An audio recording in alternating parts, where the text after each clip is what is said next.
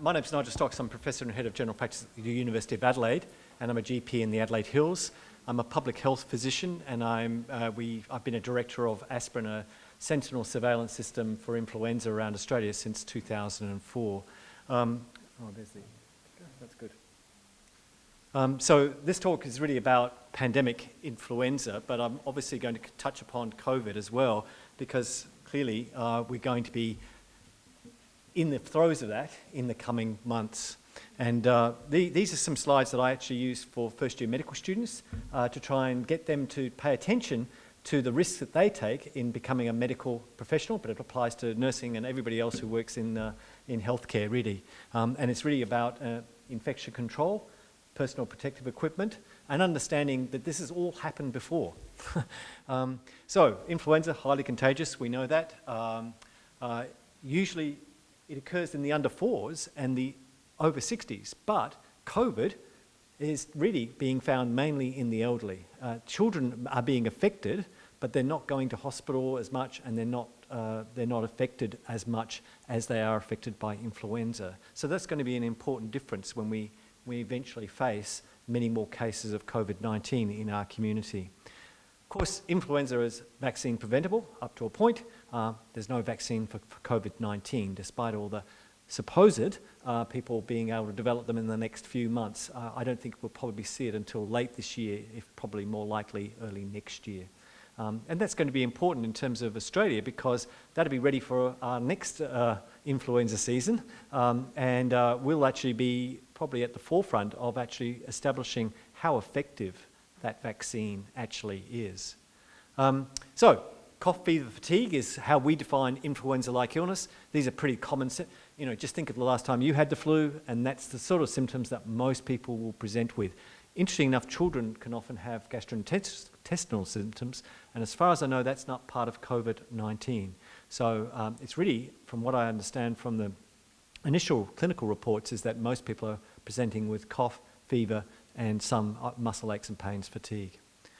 So very similar to influenza. So it's going to be very hard necessarily to clinically differentiate between the two. And I'd like to add as well that through our Aspirin network, we do swab testing on about 2,500 Australians each year, and we often find in about 1 or 2% of cases that people have two forms of influenza, A and B. Lucky them.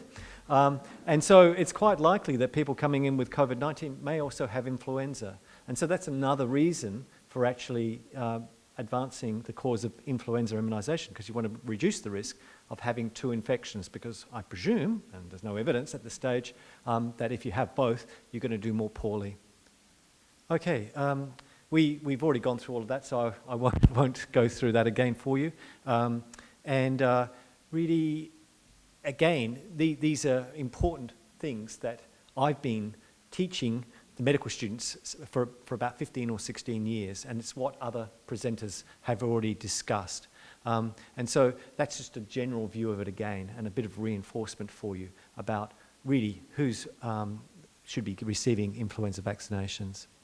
Case management, we discussed in some detail about the usefulness of antivirals, and certainly that is the case for influenza.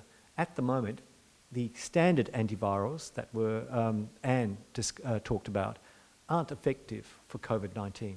I've asked for advice about what we can do as general practitioners, but at this stage it really, really is supportive care, and obviously referral to hospital for ventilation when people get to that stage in their illness. And that's what we are facing at the moment. There are, of course, trials underway which are testing other antivirals, and we wait in anticipation for whether they are actually shown to be effective for COVID-19. In the hospitals, obviously, they're providing all sorts of care, and maybe there is some superadded infections for some people, and therefore antibiotics may be useful for some people, but not for the primary illness. Interesting enough, we were talking about treatment in general practice, and we did some research using a database of about 3.5 million patients around Australia from general practice. And over the past 3 years, up to 2018, antibiotic prescribing for influenza had declined from about 27% down to about 18 or 19%. But antiviral prescribing had actually increased. And perhaps that's good news, But as GPs actually have to make sure that we're targeting the right populations with those antivirals. Because if we use them on everybody, guess what? We're going to have antiviral resistance. And we already are aware of that for some influenza strains, just as we get antibiotic resistance. So there is a balance to be had across the board in terms of how we treat patients with influenza. And as I would like to re-emphasize, we have no initial treatment for COVID-19. I guess the World Health Organization hasn't actually announced a pandemic, but given it's spread around the world, it's pretty close. And so really, we've had experience of that before for influenza, and it's important to recognize that these messages are just as important for influenza as they are for COVID. No vaccine may be available, and that's certainly the case for COVID. People have no natural immunity. Sure, coronaviruses have been circulating as common cold for some time, but we haven't experienced COVID-19. And just like influenza viruses, they mutate, they're different, and we actually have to become accustomed to them over a period of time. So it's likely that what we call the attack rate is likely to be high because virtually nobody in the community will have any natural immunity to COVID-19 initially, despite the fact that some people will be more severely affected than others. And we all know about the spread, and I'll give an illustration about the spread of influenza in a minute. I'll just move this table. Okay, pandemic influenza, we've talked about droplet spread and aerosol spread at the moment. COVID-19 is thought mainly to be spread by droplets, and that is how we're receiving recommendations about the different masks that we can use, and I'll get onto that again in a minute, and why just the standard surgical masks may be enough. Social distancing will obviously be very important as well. And those are the sorts of things for influenza, and we all know that people have been quarantined for 2 weeks because they thought that was the potential incubation period.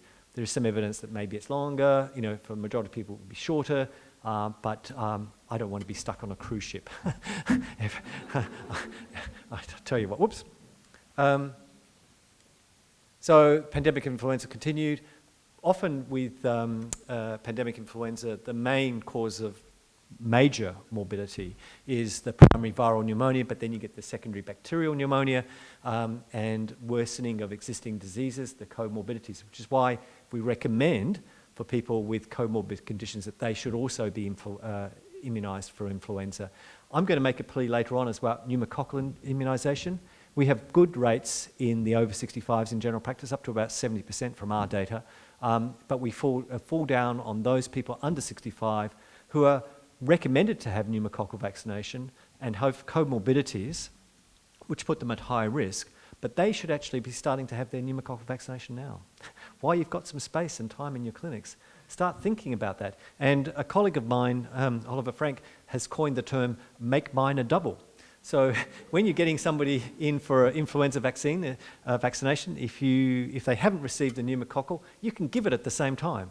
And it's a good way of doubling up if you have access to that vaccination, and you may be protecting them, not from COVID, don't get me wrong. I'm not saying that you're going to be protected by having these immunizations from COVID, but what it may do is if we can reduce the load on the system by having fewer people attending emergency or being admitted for influenza or for pneumonia, that's going to free up beds for those people who have COVID-19 and for whom other measures aren't available at the moment. So there makes some sense about doing this now rather than waiting. Okay. Pandemic history. I like this because it's really about what happened in the 20th century. We had the Spanish flu in 1918-19. We had the Asian flu or Hong Kong flu in the 50s, and we also had obviously, the H1N1 swine flu in 2009. And so we've already experienced these pandemics, and they've caused serious disruption in terms of health, in terms of morbidity and mortality. And, obviously the figures there are quite alarming, and they should be. Maybe there were specific circumstances about the the Spanish flu because of World War I, and the facilities that were available to help treat people, pre-antibiotic days, of course. But then when we get to the Asian and Hong Kong flus, slightly different circumstances there, and maybe the lower death rates in those pandemics reflect the care that was able to be given to those individuals, but also obviously the background, better nutrition, better housing, social distancing, things like that. Now, Adelaide, that's down at the University of Adelaide, would you believe? If you remember Union Hall and all that area, that was an oval back in 1919. And if you thought that quarantine was new, well, in those days, I think it was a train, a group coming back by train from Melbourne where the Spanish flu had been identified, and they decided that all the people on that train should go into quarantine. And this is where they set it up with these tents here. It was apparently 2 weeks of fun for a lot of people. And in fact, this is the scoreboard, because it was an oval, and it says Ramsey 0, quarantine 600. Now, Ramsey, I think, was a health officer or somebody may correct me here, and he copped a lot of flack for getting these people into quarantine. But the people in quarantine decided to take it in good measure and have a bit of a joke on Ramsey. So there was that larrikin behaviour. Some of these were returning soldiers. There are actually other pictures, and I'm grateful to the ABC for finding these, of soldiers sleeping in the grandstand as well as in the tents. Anyway, we talk about the impact of pandemic strains, and this is in terms of the attack rate, which I mentioned earlier, and varying from 10 to 50%, and 50% would be disastrous. And some people are predicting that COVID could affect 50% of people this year. Whether it does or not, we'll see. I think in part we're going to be protected because the Northern Hemisphere is coming out of their winter season. They're going to summer, and so that will reduce the load on those Northern Hemisphere countries. However, we'll be going into winter, and of course that sets us up for an interesting time in terms of the number of cases, unless we can actually get containment to work properly. So 25%, now this is old data, and I think it was Irene Wilkinson from Infection Control Service who gave some of these figures. So the point to remember that if it really is bad, there's going to be a lot of people needing hospital beds, needing ICU. People will be dying, people will be getting sick. Essential services will be interrupted. So, doctors will get sick, nurses will get sick, transport workers will get sick. And it's sort of a reflection of what's happening in China at the moment, is that they've effectively, even if people aren't sick, they've closed down everything. So your industrial production falls, and that means people don't have food available, and people go out and try and stockpile, and you have clearance of shelves, which apparently has already happened in Sydney. It's just incredible. But these are the sorts of things that happen potentially in a pandemic, and we just have to be aware of it. We can't necessarily control that. We can have good public health messages going out and asking people to be alert but stay calm, but we can't necessarily control human behaviour. And I'm not being critical of SA Health, but I think that even though we may set up fever clinics and special clinics around the community, understandably, people may not want to go to those clinics, and it's been shown in qualitative research that people think, I'm not going to go to that fever clinic because if I don't have COVID-19, I could pick it up there. I'll go and see my GP instead. And so there's an understandable logic to all of that, and that means that people who are asymptomatic or symptomatic will be coming to general practice, and we will have to have the best infection control measures that we can provide. And being a university academic, I visit a lot of teaching practices, research practices around Adelaide. Surprisingly enough, a number of practices are actually reasonably well prepared. I visited one on McIntyre Road, out Para Hills Way, and Brian Simon has constructed this new, almost like a super clinic. And you go in and there are automatic doors. Nobody's touching door handles. There are 2 waiting areas. There's an area for ambulances to pull up and take very sick patients away. And they have a lot of they did have spare capacity in terms of rooms. And so I thought that provided, he should be really congratulated for investing in that sort of facility and thinking to the future. It works as a proper general practice, but it also means that during a pandemic or a serious outbreak of infectious disease, he can actually run 2 clinics at a time and maybe have a little bit more PPE in stock as well, but that's probably a rate-limiting step for most of us in terms of PPE. So really substantial increase in demands, and that means extra consultations. And if you're consulting for the flu, as most of us find out through the flu season, regular flu season, you're not seeing patients who need their prescriptions or need to be checked for their other illnesses. And so that means that people may be missing out on care, and that's hard to get around. But we do actually have to think about it, and we have to think about staff and what's happening there. Very quickly, oh yeah, I've got time. This was a map, this is 2009, and if you look, all the cases started in Mexico, and that's equivalent to what happened in China if we'd had full information early on. And then it started spreading to other countries. It seemed to spread to other countries much more quickly in that outbreak compared to China. Now, whether that was just due to travel patterns, things like that, we don't know. But clearly, it went to Japan fairly early on, Korea, and then obviously it's then occurred in terms of travellers going to other countries like Australia, like Canada, where people were returning from Wuhan province or China itself and bringing the condition with them. Fortunately, this time we were able to pick up on it reasonably well. But now it's in Italy, it's in Iran, it's in a lot of countries, it's well established, a lot of deaths happening. And so I think the genie is out of the bottle. And so that was virtually just a month later. Interesting enough, the first case of H1N1 in South Australia was diagnosed by a GP in the northern suburbs. It was a person who'd been to the Riverland and there was some contact with people there, and they brought the case here. So general practice does have a role, obviously, in any pandemic. This is interesting here. This is what happened in Mexico City. Mexico City is 20 million people. So a bit like Wuhan province and what's the town, city?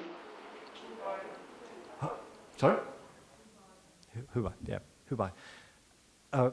Anyway, what happened in Mexico City is that they actually virtually just declared 3 or 4 days of public holidays and tried to stop everybody travelling.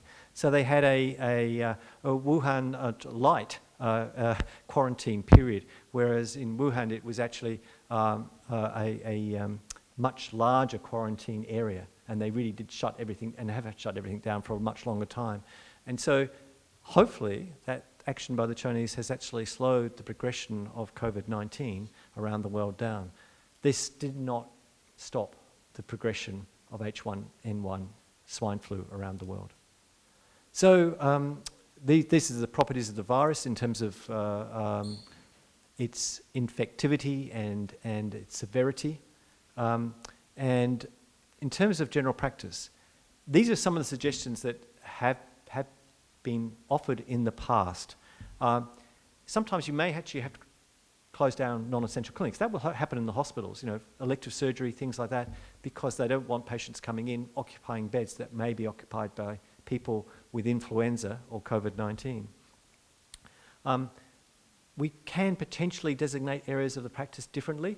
I often thought that solo GPs would not manage this very, very well, but I spoke to one GP in the eastern states, and she had an old house, and it had 4 rooms. And she had a waiting room, her clinic room, a treatment room, and another spare room. And she actually brought any patient in the back door who might be infectious and put them in the one other consulting room, and she saw other patients in the front consulting room, and she moved between the two and did hand washing and everything else. And that was her infection control measure. Now, you could argue whether that's going to be effective or not, but it was an attempt to look at your own environment and change it. I've talked about the McIntyre Road practice. It may not be possible in your own practice, but in some way you've actually got to set people up in slightly different areas, those who are obviously infective from those who aren't. And this, I'm talking about influenza. I'm not necessarily talking about COVID, because COVID at this stage is a different kettle of fish. Timing of surgeries, maybe after our surgeries is the way to go, so that you can extend, but then you have to have people to staff those surgeries. Waiting areas, get rid of the toys. Sorry, kids. A good way of spreading both influenza and potentially COVID as well. Magazines and that separate area for flu patients, I think, is very, very important. General signage, which everybody has been talking about. Home visits. We still do home visits from Aldgate. Not very often, but we still do them. I was very, very grateful for SA Pathology's service that provided home visiting for pathology testing, but people going out in proper PPE to patients' houses. We can see people in cars. I think, what we could potentially be doing is doing visits to people's houses and then letting them do the self-swabbing. Now, that's maybe a bit contentious, but there are some very good papers that suggest that self-swabbing is as good as clinician swabbing if they're given the right instructions. And certainly we've used self-swabbing for flu last year for a particular research study that was assessing the sensitivity and specificity of a home flu test. Whether that will happen with COVID is another matter, but we do have the facilities to at least test for it, and so we've just got to take the swabs safely. Divisions of general practice is obviously a very, very old slide, isn't it? So that's droplet spread, hand hygiene facilities, tissue waste bins available, monitor adherence to, and people, I've got to re-emphasise that. Surgical masks, personal protective equipment. Very useful, apparently, for flu, and COVID-19, if we believe everything we hear. Clearly, other people need stronger protection, and that was the case with SARS when that came through both Singapore, parts of Asia, and Canada. We didn't get really SARS here, so we didn't have to face the circumstances that health professionals in Canada faced, and there were a large number of health professionals who died from SARS because they didn't have effective personal protective equipment and infection control from the very start. Whereas the experience in Singapore was quite the opposite. They instituted very good control measures early on, and they had no health professionals die, despite having a similar number of cases of SARS compared to Canada. Now, we all know that N95, P2 masks, very important. Limited supply, so we probably will have to, at least in general practice, limited supply, so we're going to have to live with the surgical mask because that's probably all we'll have available. And of course, with those masks there, this is me back in, well, it's 2004, but I actually had to shave off my beard for 2009, and look, I was going to the gym a little bit more often then, but there are some advantages, of having to wear a P2 mask. And of course, you've got here, putting on and taking off PPE equipment. In general practice, I can see it working in hospitals, and I can see it working in general practice at the beginning of any pandemic, and maybe for COVID-19 when you're seeing your first few patients, but it's going to become impractical just from the supply viewpoint to do that. So we as GPs and other clinic staff have to think of ways of getting around it, maybe being a little bit further back in terms of taking history from a patient. Examination is going to be a bit more tricky, but maybe you should be standing to the side when you take a swab or examining their back. So if they do cough, they're coughing not over you. And I think we're just going to have to, you've got to think through the underlying principles of what you're trying to achieve. And one of those may be that the patient doesn't touch too many surfaces in the practice, if at all possible, because that could be spreading the virus all over the place. Yeah, ensure adequate supplies, eye protection if required. I don't think these glasses are good enough. I'll have to go to my special protective glasses that I use out on the farm. But anyway, local risk assessment is very, very important. Environmental cleaning, difficult because most of us have people coming in to clean, don't we? I mean, we wipe down surfaces and things like that, but I think maybe we'll have to do a lot more in that respect if we really want to stop cross-infection between patients. And I think our waiting areas are going to be very, very difficult to manage. That's just something about staff sickness, absences and roles. In a pandemic, influenza pandemic, you may actually have to work through your networks of people who've maybe retired or not working part-time and get them to come in, because sure enough, people in the practice will get sick and they won't be there. It could be reception staff who are integral to any practice. It could be nursing staff, it could be the practice manager, it could be the GPs.